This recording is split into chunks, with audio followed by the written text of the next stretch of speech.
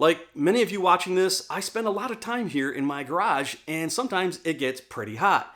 And after sweating it out through many hot summers, including this one that we're in right now, I finally admitted that my current garage fan is terrible. So I set out to find something better, and I did. And it's by a newer company called MULE. Hey guys, Jason here in my garage as always. And yeah, it is that time of the year where it is brutally hot, pretty much around the country. Right now, as I record this, we are in the tail end of that, but it still doesn't change the fact that it's still hot here in my garage. Now, if I had an air conditioner in my garage, we wouldn't be having this conversation right now. But for now, I have this standard shop fan that I picked up from a hardware store years ago. I can't adjust it. It's kind of crappy looking. And this one is dreadfully loud compared to the air that it moves. So I set out to search for an upgrade, and I always like doing upgrades on things, as you might know, because that's kind of what this channel's all about.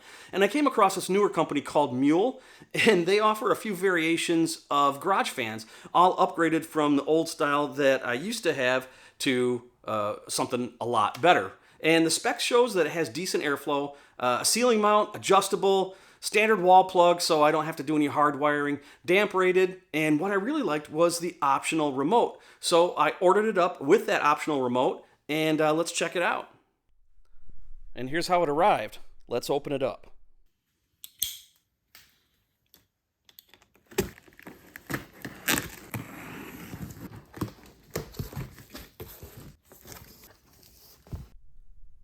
Wow, there's a whole lot of cool stuff in here, so I'm going to get it all out, lay it all out, and show you what you get. All right, here's what you get. It comes with a quick start guide that tells you pretty much everything that you need to know to mount it. You get a 12-inch down rod and a 6-inch down rod, and they're both optional, of course. You get a mounting collar up here and a yoke cover here just to make it look good once you get it fully mounted, because we're going to mount the fan to the bottom of the down rods. And then you get this mounting cover and then the mounting bracket inside. And if you've ever installed like a home ceiling fan, this is the same mounting style, so it's pretty straightforward. And I'm going to show you how we do that in a little bit. Speaking of mounting, it comes with all the hardware that you need, plus some wire clips just in case you do need them.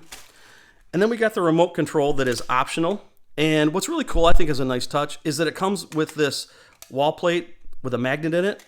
Screw that to the wall, you put this cover over it, and then the back side of the remote has a magnet in it too.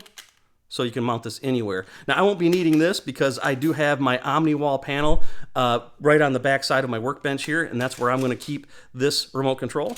But it's a nice option if you need it. And then, of course, this leads us to the optional remote control receiver. You plug this into the wall, then you plug the fan into this, and then mount this wherever you need to. That's what receives the signal from the remote. Pretty cool. And of course, you get the main fan unit itself, which I'm going to show you more of once I get it installed.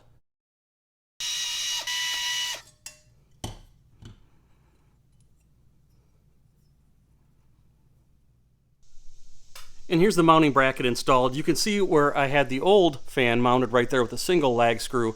So the one thing I want to tell you about is the screws that came with it, I didn't feel were long enough to go through both drywall and deep enough into the stud to be secure. So I went out and just got some longer screws. Not a big deal, but it is pretty dang secure, just like a regular house ceiling fan is, because this is the same type of bracket as I mentioned.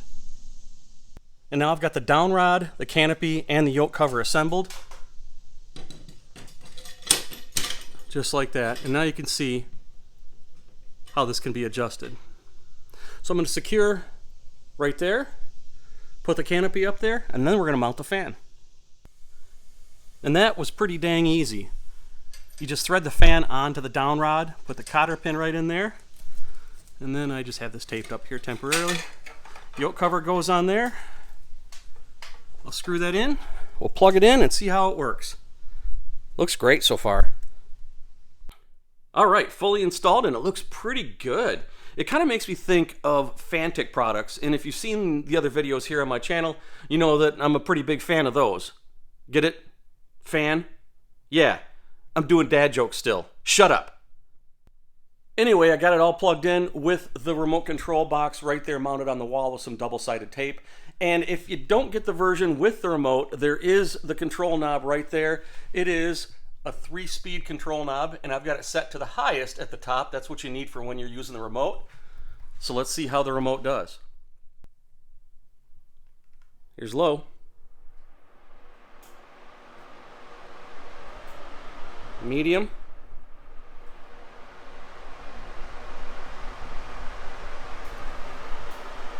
And high.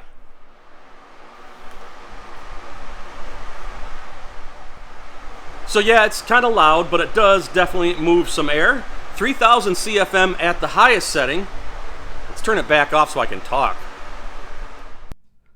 So now let's get a closer look at the main unit here. First of all, it's built pretty well with some pretty decent materials. For example, this part right here that suspends the main unit from the downrod, it's not just a piece of thin stamped and bent metal. It's pretty solid, and you can really say that for the rest of the unit.